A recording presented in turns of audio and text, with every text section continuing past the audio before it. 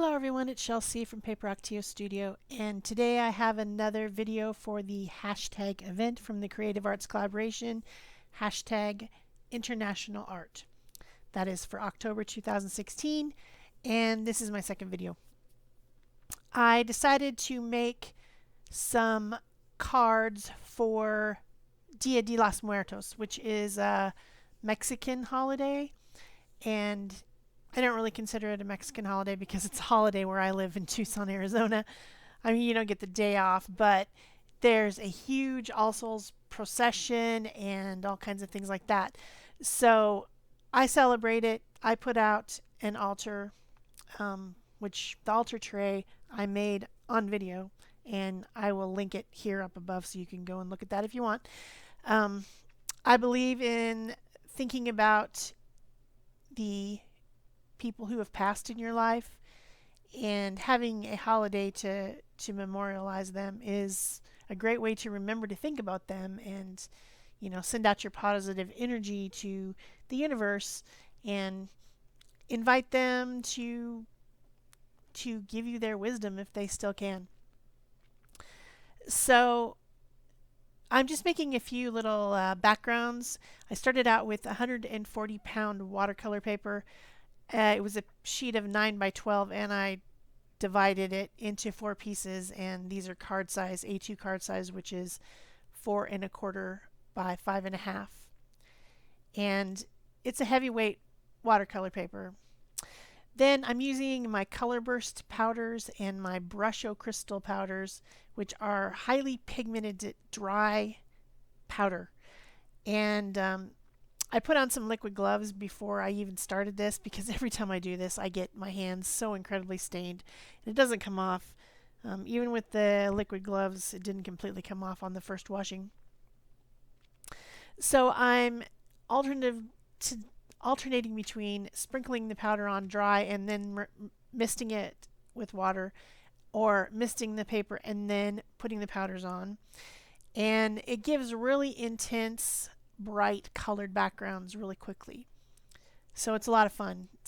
You can also mix it with water and paint with it and things like that. But it is water soluble and continues to be water soluble until forever.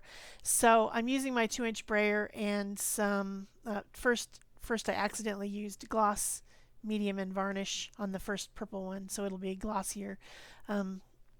Then I got out my liquid matte medium, and I'm just using my brayer to apply a thin coat, trying to give this a seal because I know that I'm going to be doing other things over the top. It did seal it somewhat, but not completely. So the pigment continued to bleed through on some of the layers that I put on the top, but that's fine. I didn't mind at all.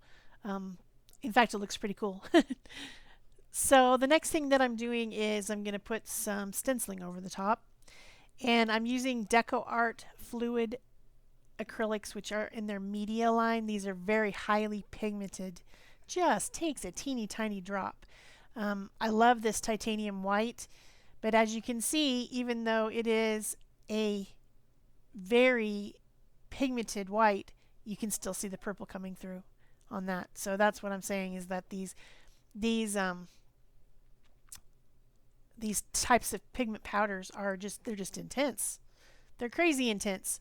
So then when I went to put the cadmium orange on there through this Tamara LePorte stencil, which is discontinued, by the way, so you can't get it anymore. But it was through Artist Seller, and it was in a set, and I'm just using the flowers off of it. So when I went to put the cad orange over the top, it was too dark, so then I just put some titanium white underneath it and then put the cad orange over the top, and that worked great. So whenever you're having trouble with translucent paint not working particularly well on your layers, you can always mix it with titanium white. And this particular titanium white from Decoart media line is very, very pigmented, so it works great for that. So I also have cadmium red. I've got some primary yellow, and I believe that's blue-green light in the colors. I will put links to those below in the description box for you guys. But yeah, my favorite in this project is this titanium white, which look at how it's going over that black. So one interesting note, color burst powders and brusho powders, the two different types of powders that I used, are pretty similar. The brusho is more of a crystal, and I think the color bursts are a little powdery-er. But color burst doesn't have black, and that brusho black is so interesting. When you sprinkle it on, it not only has like a blackish brownish kind of an ivory black color, but it's also got blue and like a magenta in it that kind of spread. It's really cool. So I recommend the brusho black. I like that a lot. But I'm just stenciling over the top of these to add another layer of interest to my backgrounds for my cards. I'm going to be gluing these to folded over black cards, so they'll have a black border around them, so I don't need to worry about any type of border. I'm just going to just apply them straight to the front of cards without any fussing, and then I will be just tying a ribbon around the edge or something like that. In fact, I know that's exactly what I did. I tied black organza ribbon and a little bit of colored ribbon in a knot just around the edge of the card for a little bit of accent. So it turned out cute.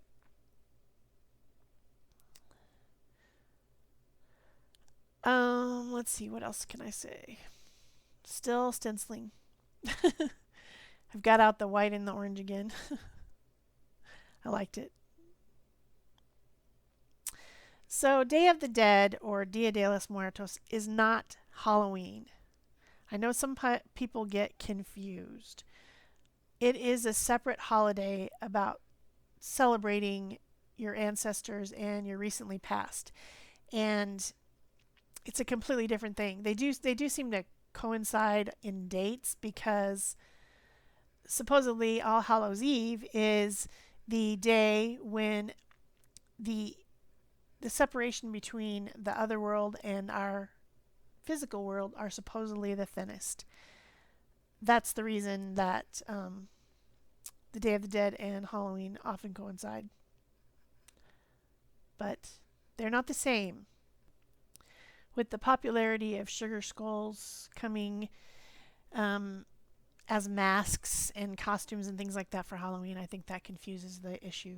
Sugar skulls are treats that are made to leave on your altar tray or your big altar, if you make a big altar, for something sweet for your ancestors to come visit. You leave food and drinks and things that they liked, light, like a candle, water, things that they liked in life, so that they'll come visit you on the Day of the Dead. So the next thing that I did was start making some figures. I think it's really fun to make animals as sugar skull type figures. I like to make, I made a really cool dash hound, because my mom had a very, really was a family pet, a very beloved dash hound. And so when I made my altar tray last year, I guess it would have been October of last year, I put a male sugar skull, a female sugar skull, and then the dash hound as a skeletal type of a figure on the tray. So this time I'm just making a cat, a black cat, because it is a common figure this time of year. So also I saw one on Pinterest and I thought it was really cute. So I used a pencil to draw my figure, and then I used black gesso to fill it in, and then now I'm using that really nice titanium white to draw in the bones and the skull and everything on the top of the black. And see how it covers right over that black. So you know that it's an intense pigment. But yet over the pigment powder, it still bleeds. Even though I sealed it with matte medium, it still bleeds. So that's how intense those powdered pigments are. Crazy intense. So I'm just using a fine brush at this point, to kind of put in my bones, and then I will be going back and refining them with Posca pens.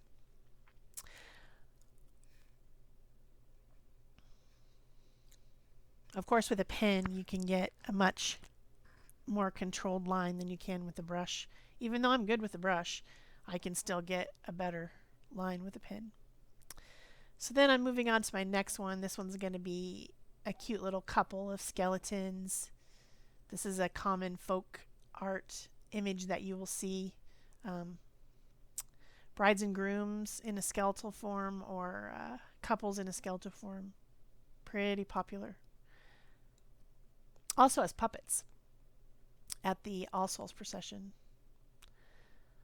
They make pretty cool skeletal puppets. When you go to the parade, you bring a picture of a recently deceased person with you if you want to. You can even bring their favorite drink or food with you and march in the parade if you want to. Or you can just watch. It's full of pageantry. There's lots of floats and puppets and really cool stuff like that. It would be cool to be seeing that in like Mexico City or something. It would be really, really cool.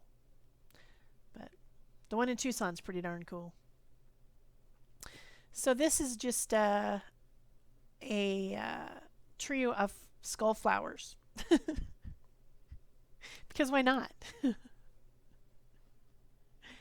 They have skulls for the center of the flowers, and the stems are bones. Because I felt like it. I don't know why else. Just because. So I will tell you guys that you'll see the finished cards at the end, but some of the finishing portion was lost. My phone camera just decided to turn off. I don't know why.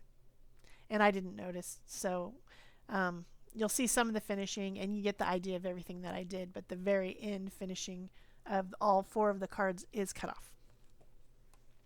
So this one's just going to be a skeletal guy holding a skull balloon. These are fun to paint. I think skeletons are fun. These aren't scary skeletons. They're friendly and happy skeletons. They just represent your ancestors that have passed on.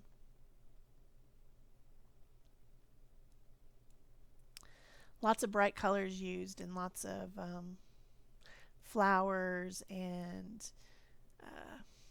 decorations like that. Swirls and hearts, things like that are used to decorate. So marigold flowers. A lot of marigold flowers. Something about the smell.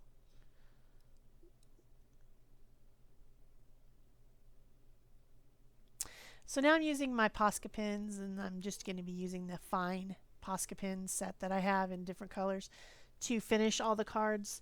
And I'm refining the shapes by using the black pen. My black pen died. I had to get out a new one. And just making the shapes a little bit better, because since I was using a brush and it wasn't a very good brush, the bristles of the brush were making like some extra marks that I didn't appreciate. So I'm just going around and refining all the shapes with the black pen, which works great over the black gesso. And then I'll also use my white Posca pen for the same reason, to refine and add things that I might have missed when I was just painting with the titanium white.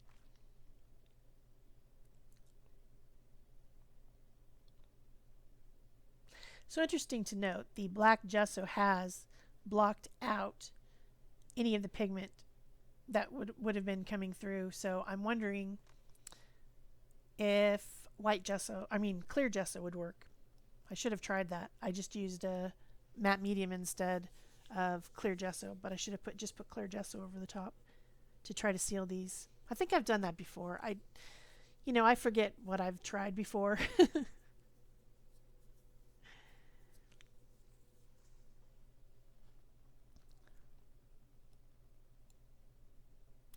So now I've got the different colors out, and I'm using all the bright colors from my set.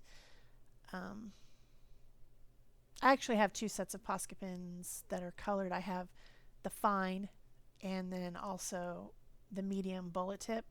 So the fine set that I got didn't have all 12. I guess I wasn't paying attention. I thought that it did, so I am using a couple of the mediums. But there is a big set of fine Posca pens on Amazon that would be better than the one that I got. So that's what I'll link. In case you haven't got your Posca pens yet. Because they're awesome. If you've been watching my channel, you know that I use them all the time. All the time. For everything. I should go work for their company, except for I think it's in Europe somewhere. That's how much I like them. Them and Decoarts and Liquitex. Some of my favorites. Do you think they'd hire me? Jelly Arts. I should go work for Jelly Arts. Or Gel Press. Either one. Yeah, that would be great. But instead I work for nothing on YouTube. Just for your guys' lovely comments, which reminds me, if you like this video, oh man, I'm having one of those days. If you like this video, please give it a thumbs up. Leave me a comment so that I know that you're here. Subscribe if you haven't already, and of course share if you want to. Those things help my channel grow, and maybe someday YouTube will pay me a little bit. I hear they do that. I don't know. Also, of course, don't forget to go and put in the hashtag international art into the search box, and you can find all kinds of international art videos in the next few days, or actually forever, because we don't take our videos down. So even if you're watching this 2 years from now, you can still search that hashtag and find lots of interesting videos to watch. Because that's how YouTube works. So I'm adding clothing to these skeletons, a little dress and some pants and a shirt to the guy. I do end up adding hair, but I think that we're getting pretty close to the time when this video randomly ends for no reason because my phone video camera decided to turn itself off. And I didn't notice. So there will be close-ups of all the cards that I made at the end. And remember that I did mount them onto folded over black glossy cardstock, and I added an organza ribbon and a little piece of colored ribbon to match each one. And that's all I did, besides what you're seeing is, you know, finishing these designs with Posca pins. So that's it for me. Thanks. Bye-bye.